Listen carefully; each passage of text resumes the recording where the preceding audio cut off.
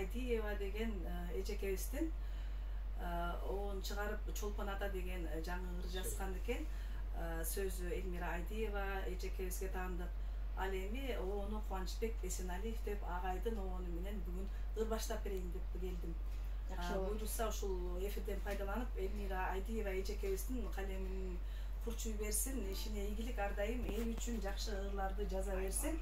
Ал эми Кубаныч агайыбыз ушундай биздик таланттарды, элдик таланттарды эл алдына алып чыгып ар дайым ушинтип эми мына оон чыгарып, оондорун бизге тартуулап, биз элге жеткирип, элдин жүрөгүнө түнөк тапкан ырларды ырдап берсек деген үмүттө келип отурабыз. Рахмат. Андемсе Чолпон ата.